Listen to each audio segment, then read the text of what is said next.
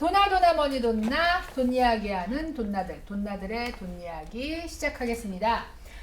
오늘도 어쩔 수 없이 조앤이 없이 세 명이 앉았는데요. 조앤이 한국 여행 갔습니다. 조앤, we miss you. 여행 잘하고 환율 많이 올랐으니까 돈 펑펑 쓰고 오시고. 오 진짜 진짜. 너무 많이 쓰겠네. 아니 적게 써도 많이. 그러니까 그렇지 적게서도 그러니까. 많이 쓸 수 있는 상황. 아주 좋은 데 잘 갔어요. 우리한테는. 자 어쨌든 다음에 한번 소개할까요? 네, 선우앤 선우보험의 선우미숙입니다. 안녕하세요. 베스트 회계법인의 조이스 고입니다. 안녕하세요. 자, 저는 조이너스케어와 KT안을 운영하고 있는 최은숙입니다. 안녕하세요. 자, 여러분 지금 어느 때인지 아십니까? 이제 백화점에 가면 크리스마스 캐롤 막 나오고 세월이 다 갔어요. 설마. 언니 백화점 좀 다녀봐. 그 얘기는 뭐냐 하면 이제 올해가 끝나가고 있고 맞아. 회계사의 진짜. 입장에서는 올해 나의 클라이언트들의 세금이 12월 31일까지 정리가 돼야 돼요. 맞아. 많은 분들이 3월 15일 회사 텍스, 4월 15일 회사 텍스를 알고 계세요. 그래서 4월 15일까지 하면 돼 라는 착각을 하고 계세요. 올해 텍스는 12월 31일까지 정리를 해 놓으셔야 돼요. 그러니까는 뭐 올해 내가 좀 많이 벌 것 같으니까 어디서든 공제를 받아야 돼. 뭐 아니면 오늘 덜 받을 것 같으니까 덜 벌 것 같으니까 이런 걸 하시려면 12월 31일까지 하셔야 되는데 문제는 12월 20일 날은 못 하세요. 왜? 회계사가 바빠서. 어머 화 안 나겠어 회계사는. 일주일밖에 안 남았는데 지금 와서 해달라 그러면 12월 한 12월 초에는 그래도 할 수 있나 봐. 할 수 있는 거는 말 뭐- 잘못하지 마. 왜냐하면 여러 가지 것들이 언제, 그러니까 뭐 11월 말이든 12월 초든까지 정리를 하던가 아니면 뭐 그렇지. 돈을 어디다가 적립을 하면 텍스가 공제된다 할 때도 그게 12월 말일 날 한다고 되는 게 아니에요. 아니야. 그 날짜가 내가 다 편 들어주는구만. 그렇지. 그거. 슬라우야 슬라우. 그 날짜도 있고 회계사들도 연말에는 여행도 가야 돼요. 그래서 그 좀 여유를 가지고 11월 말이나 12월 초까지는 여러분들이 말일까지의 정리를 해주셔야 중요하죠. 그 다음 해에 세금 보고를 할 때 2022년도 세금을 줄여줄 수가 있어요. 굉장히 중요합니다. 그래서 오늘은 조이스 구가 목소리를 크게 해서 좀 흥분을 해야 되겠습니다. 캄다운 해야 돼. 육아라 나올 거야. 육아로 나와 오늘. 오케이. 자 이런 거 갖고 왔어요. 여기 베스트 회계법인 써 있고 그리고 자 year end tax 플래닝을 하기 위해서 해야 되는 것들이에요 이게. 그지 맞지? 맞아. 잘했어. 잘했어 아주. 잘했어. 그래서 12월 31일까지 나는 어떤 없나? 나 없어. 본인 안 갖고 있어? 왜 혼자만 어떤 갖고 있고? 체크리스트가 있나? 나는 조이스가 줬어 언니. 조이스가 안 갖고 있대. 그 우리 손님들한테 주는 거라서 본인은 그냥 없어도 되나 보지. 뭐 그냥 얘기를 해봅시다. 어떻게 되는 자, 건지. 여기 있습니다. 여기 있다. 엑스트라 카피. 오케이 언니랑 나랑 같이 네. 보겠어. 혹시 모르니까 언니하고 나하고 안경 써야 돼. 언니 우리 소설. 안경 쓰면 더 이쁠 수도 있어. 아, 나 이쁜 안경 안 갖고 왔어. 바꿔 쓸 순 없잖아. 없어. 슬퍼라. 자 그럼 체크리스트 얘기해 주십시오. 이게 여러분들이 다 보통 생각하실 수 있는 거예요. 근데 체크리스트를 이제 이렇게 굳이 만들어 놓는 이유는 그래도 혹시 이런 정보를 원하시는 분이 계실 것 같아서 이제 저희가 이제 원하시는 분한테만 드려요. 그러니까 모든 사람한테 다 보내고 뭐 이런 거는 아니고 그러니까 많은 데이터가 있는데 이렇게 되시는 것 같아요. 너무 내가 원하지 않은 정보를 주면은 안 보게 되고 도움이 별로 안 돼요. 그러니까 이제 지금 같이 하시는 회계사 분들에게 12월이 얼마 안 남았으니까 뭐 궁금하신 거나 준비할 거가 있으면 지금 물어보시는 게 좋을 것 같아요. 지금은 그래도 조금 덜 바쁜 때니까. 근데 이제 여기서 이제 우리가 생각해 봐야 되는 거는 이제 이번에 결혼을 하시거나 했거나 이번에 22년에 어. 12월 31일 되게 결혼을 하셨거나 1월 1일 날 하는 대신에 뭐 12월 달에 하면 좋겠죠. 예를 들면 둘 중에 하나가 인컴이 작으면 뭐 이런 거. 그지? 아. 근데 이제 아이를 낳았거나 어. 그리고 또 이제 요새는 입양을 많이 하세요. 오. 생각보다는. 오. 그러니까 입양하는 그 익스펜스나 이런 것도 이제 어느 정도까지는 디덕트가 되니까 이제 그것도 생각하실 만하고. 그러니까 이제 그런 준비를 하시는 분들은 이제 우리가 인컴이 많을 때 그거 하자 그렇게 하셔도 되고. 근데 이제 결혼하시거나 이제 그런 거는 뭐 내년에 할 거면 어차피 이번에 할까 이렇게 생각해 보실 수 있는 거죠. Too late. 근데 결혼한- 배그가 없어요. 지금 예약하려면 신고만 해야 돼. 신고만 해. 그러니까 결혼을 한다는 거는 메리지 서티피케이트를 오래 한다는 그치 거예요. 그치. 그렇게 아 하면 언니 돼. 그 질문 하려고 그랬구나. 메리지 서티피케이트.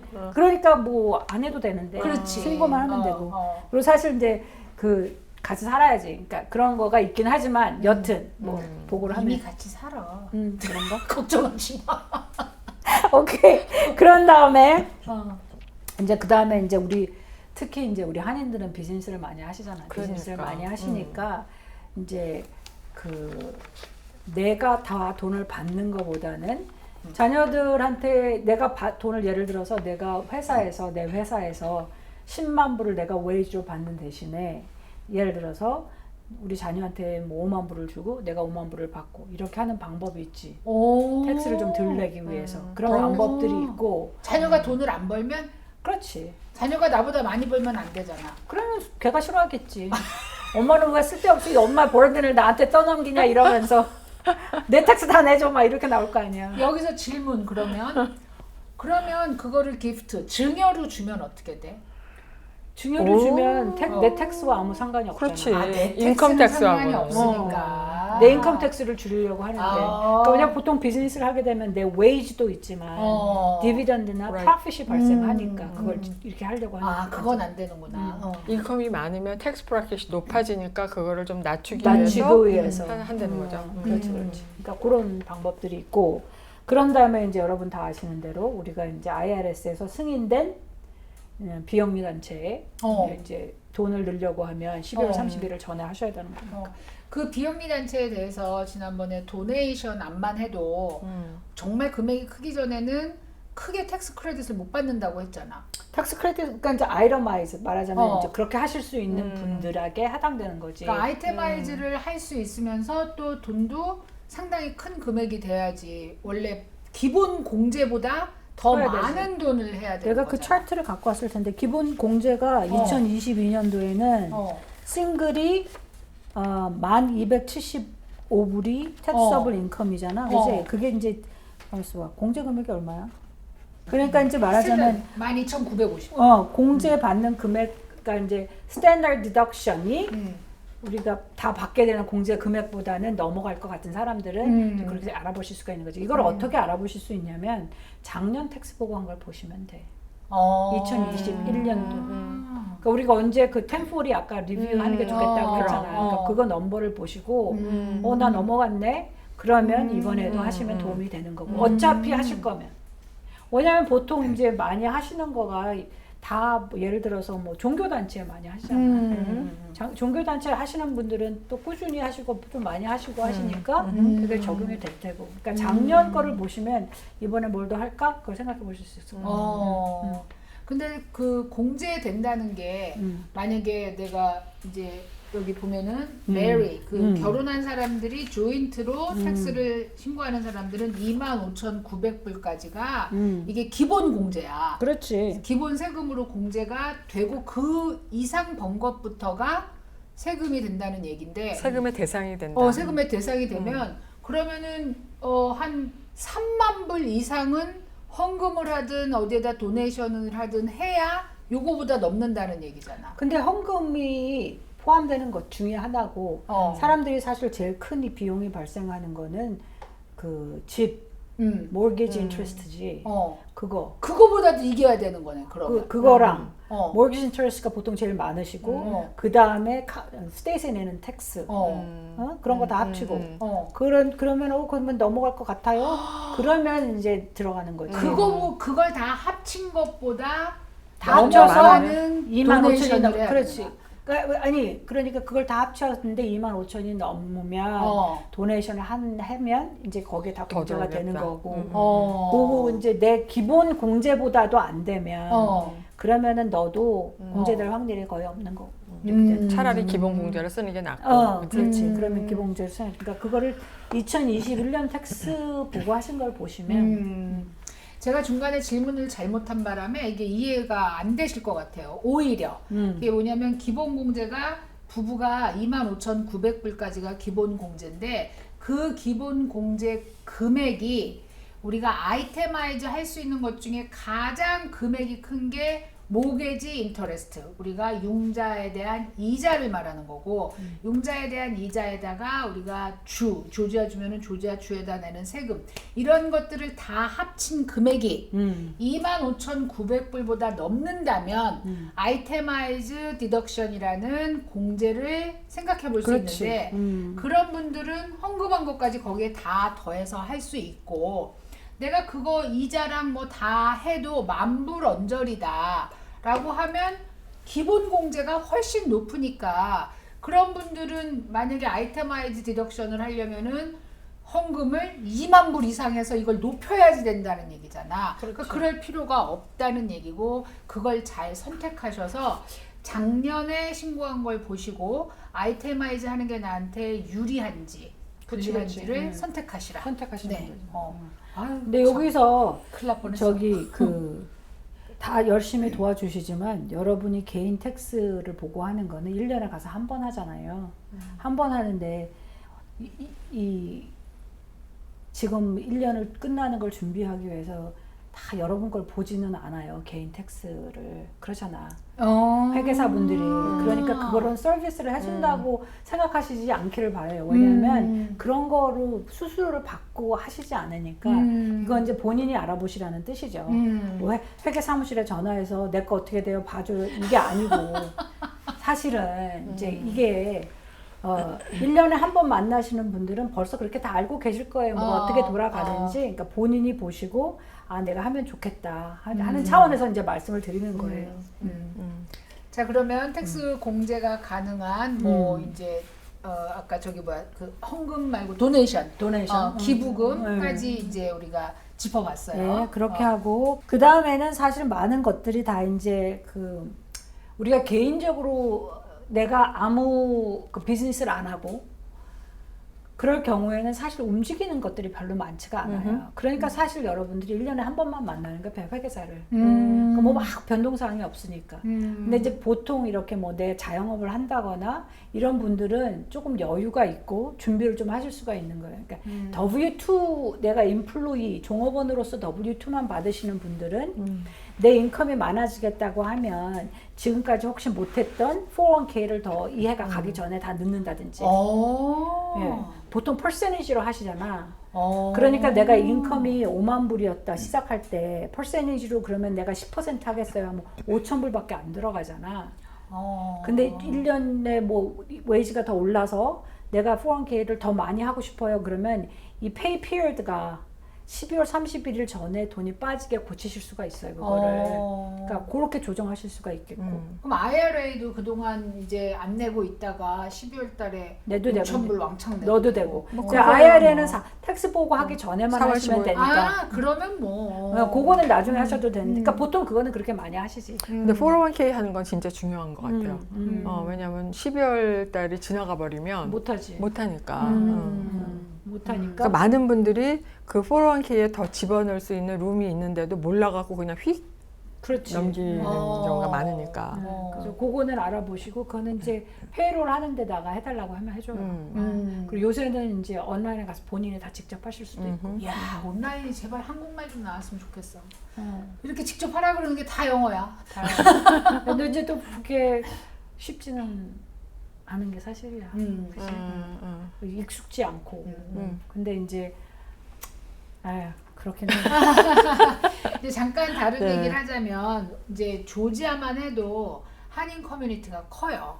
그러다 보니까 한국인 회계사도 계시고 한국인 보험도 계시고 다 그래요. 그런데 우리가 잘 이제 알지 못하는 좀 이름이 생소한 스테이트도 있잖아요. 그런데 한인이 별로 많이 살지 않는 지역에 계시는 우리 교포 여러분들도 많아. 전화 받았다니까요. 그러니까 몬타나에 계시는데 한국인들이 20명 산대요. 그러니까 이렇게 20명밖에 없는데 계시면 회계사도 없고, 그렇지. 맞아. 이제 도와줄 사람들이 없는데 다행히 영어가 편하시면 괜찮은데 영어가 불편하신 분들은 이걸 어떻게 하냐 이거지. 회계라든가 뭐 보험이라든가 처리해야 될 일이 무지막지, 뭐 메디케어라든가 이런 것들을 다 처리하셔야 되는데 그거를 좀 안 된 얘기지만 우리가 영어 하는 자녀들한테 많이 부탁을 하는데 그럴 수밖에 없어. 자녀가 중학생 고등학생이야. 음. 읽어도 이해를 못하니까 그냥 단어를 이해한 거로 부모님한테 설명을 하고 거기에 맞춰서 온라인을 해요. 그러니까 이게 어떤 부분에서는 정말 힘들어 하시는 분들이 있는 거지. 네, 그냥 그럴 우리가 거예요. 온라인에 갔으면 굉장히 쉽게 돼 있어요 라고 얘기를 하지만 사실은 그걸 못하거나 할 수 없는 형편인 분들이 있으니까 그런 분들이 어떻게 도움을 받을까에 대해서도 사실은 좀 주의해서 해줬으면 하는 마음이 있어. 맞아요. 근데 또 회계사 입장에서는 그거 해주느라고 날 셀 수도 없어. 근데 이제 그런 건 있어요. 손님들이 사실은 요새는 virtually 하는 손님이 많아. 오. 조지아에 있다고 해도 우리 사무실에 안 오시고 다 우리 virtually 그 뭐지 줌으로? 페이스타임도 하고. 페이스타임도 하고 그거 그리고 이제 온라인 그러니까 이메일하고 하는 거는 문제 없이 하시니까 그렇게 하시는 분이 상당히 많아요. 딴 주가 아니더라도 그러니까 그런 건 충분히 가능한데 이제 뭐 예를 들면 사우스캐롤라이나 같은 경우에는 이제 그 외부 에이전트가 못 하잖아 거기는. 아 주마다 다르구나. 법이 달라요. 그러니까 이제 보통 근데 회계 일은 사실 그렇게까지 영향을 받지 않아요. 그런데 이제 보험은 좀 그런 게 있을 수 있어. 스테이트마다. 스테이트마다 다 라이선스가 다르고 플랜도 다르고 막 이러니까 좀 그런 건 있을 수 있는데 그런데 언니 메디케어는 좀 그 연방이니까 나. 메디케어는 괜찮지만 이제 메디케어 그 다음에 붙는 뭐 서플리먼트라든지 뭐 파트 C라든지 그런 게 또 이런 게 중요하니까. 아니 왜냐하면 댓글 중에 뭐 다른 스테이트도 서비스 하시나요? 또 그 플랜 G를 어디 가서 사나요? 막 이런 질문들이 있으셔서 또 이제 아시는 분들이 밑에다 답글도 많이 달아주세요. 그런데 우리는 조지아주에 있다 보니까 다른 주의 상황에 대해서 이렇게 찝어서 설명하기가 어려운 부분들이 있어서 뭐 메디케어 같은 경우는 그냥 medicare.gov에 들어가시면 또 얘기하네. 또 그 얘기. 그렇지. 금방 얘기했잖아. 잘 먹겠습니다.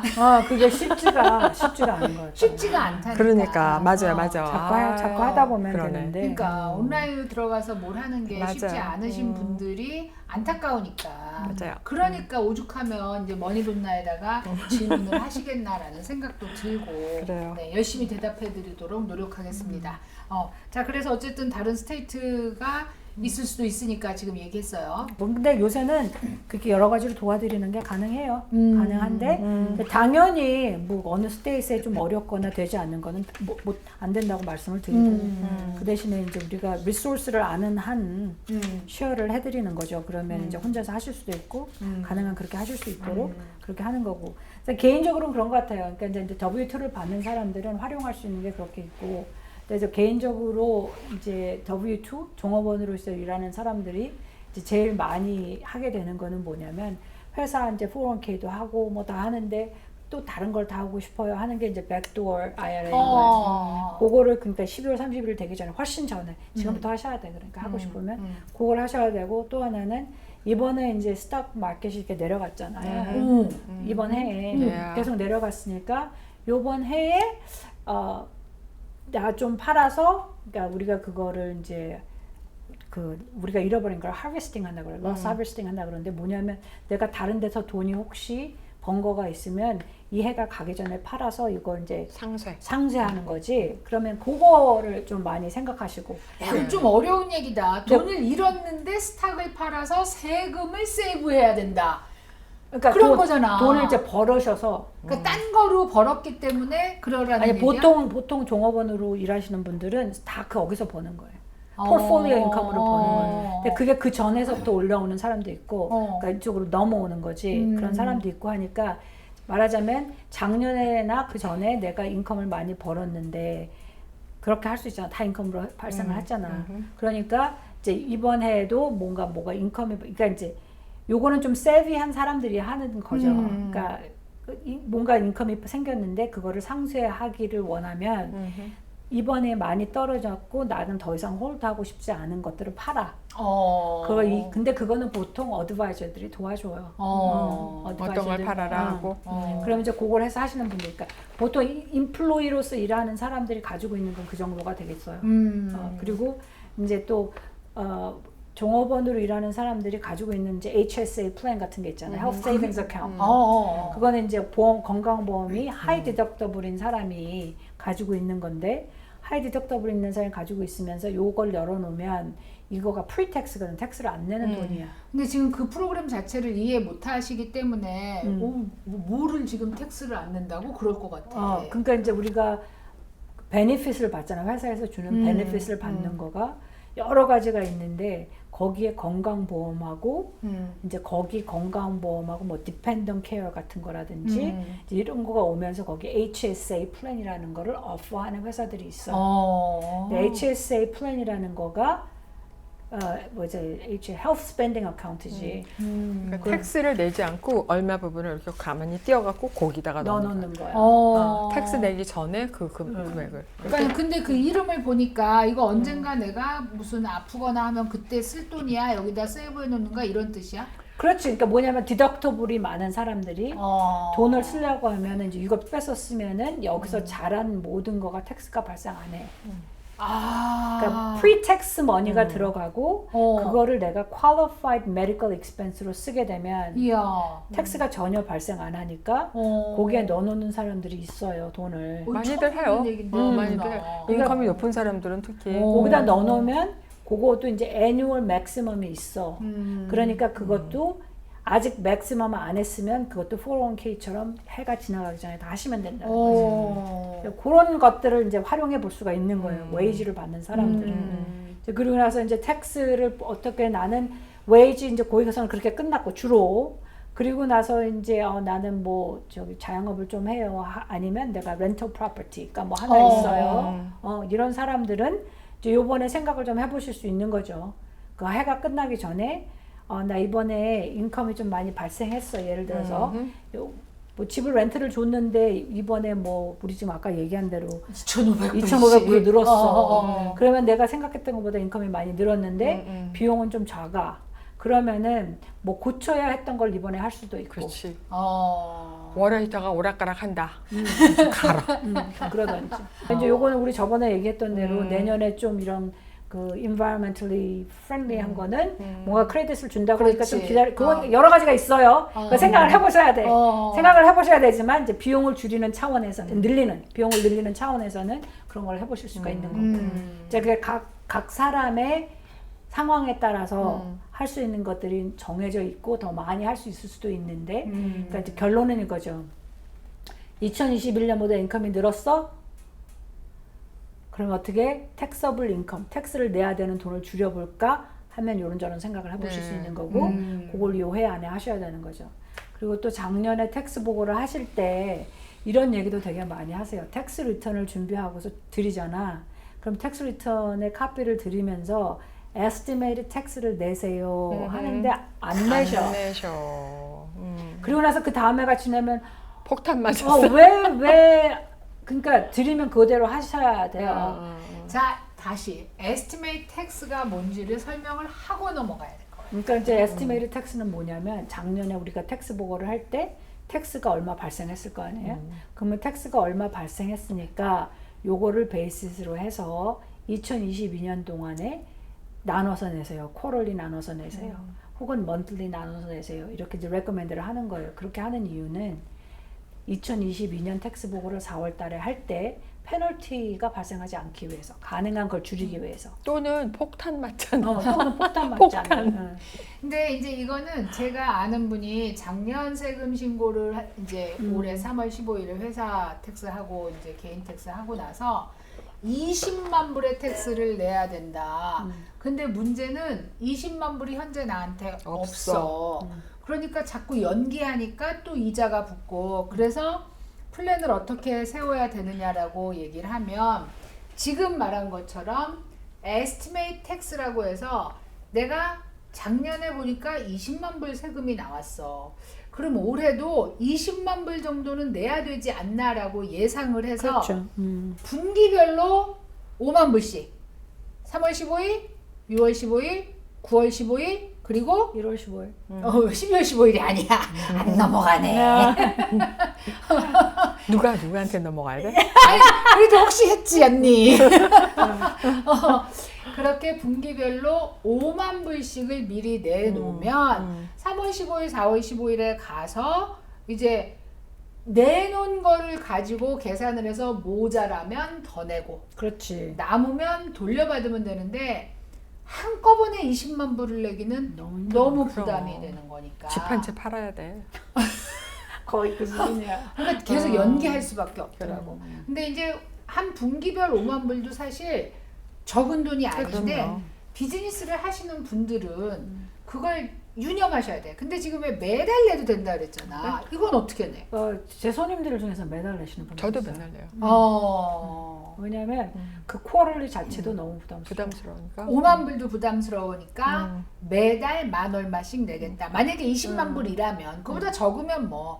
그러면 또 여기서 우리가 보통 페널티만 발생하는 게 아니라 지금 이자. 이자를 얘기하는데 아니 세금을 3월 15일에 내라 그래서 내는데 왜 세금에 대해서 이자를 내라고 하지? 이자가 실질적으로 발생하는 포인트는 4월 15일부터. 어. 근데 이제 미국의 텍스 시스템은 pay as you go 시스템이에요. 그러니까 W2를 받으면 받을 때마다 텍스를 내잖아.